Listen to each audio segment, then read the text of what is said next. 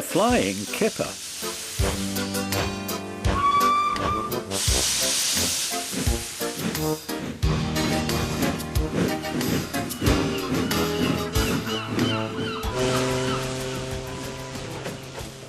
Lots of ships use the harbour at the big station by the sea.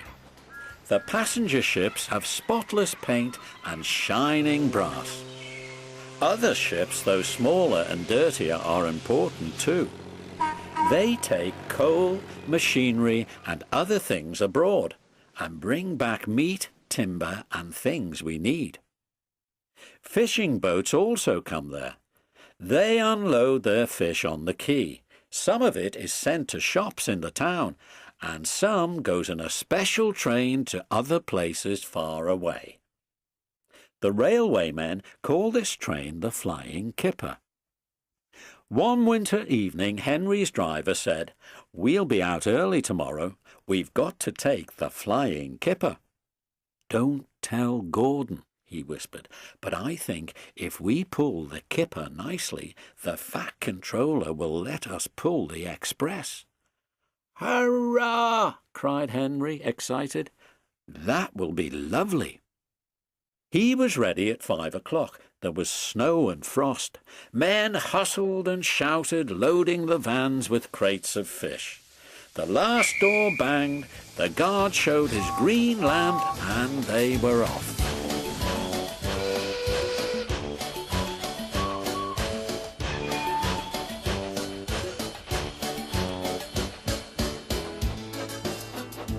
Come on, don't be silly, puffed Henry to the vans as his wheels slipped on the icy rails.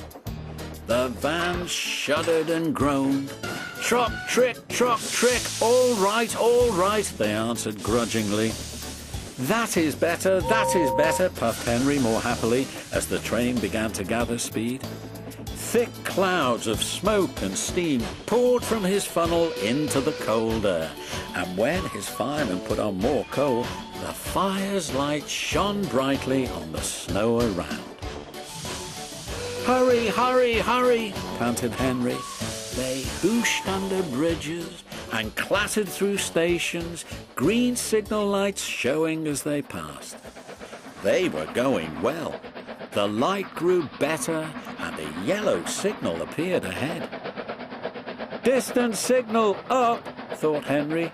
"Caution." His driver, shutting off steam, prepared to stop. But the home signal was down. "All clear, Henry. Away we go." They couldn't know the points from the main line to a siding were frozen, and that signal had been set at danger. A fall of snow had forced it down. A goods train waited in the siding to let the Flying Kipper pass. The driver and fireman were drinking cocoa in the brake van. The guard pulled out his watch. "The Kipper is due," he said. "Who cares?" said the fireman. "This is good cocoa." The driver got up. "Come on, fireman, back to our engine." "Hey," the fireman grumbled, "I haven't finished my cocoa yet." A sudden crash. The brake van broke. The three men shot in the air like jacks in the box and landed in the snow outside.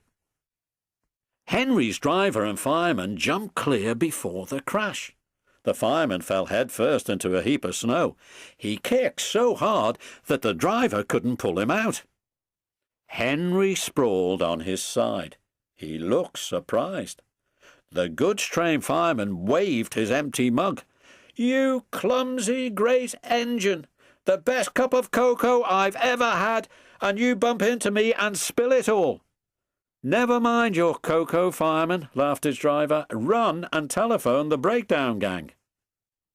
The gang soon cleared the line, but they had hard work lifting Henry to the rails. The fat controller came to see him. "The signal was down, sir," said Henry nervously. "Cheer up, Henry. It wasn't your fault. Ice and snow caused the accident. I'm sending you to Crewe, a fine place for sick engines. They'll give you a new shape and a larger firebox. Then you'll feel a different engine, and won't need special coal any more. Won't that be nice?" "Yes, sir," said Henry doubtfully. Henry liked being a crew, but was glad to come home. A crowd of people waited to see him arrive in his new shape. He looked so splendid and strong that they gave him 3 cheers. "Peep, peep, peep. Thank you very much," he whistled happily. I am sorry to say that a lot of little boys are often late for school because they wait to see Henry go by.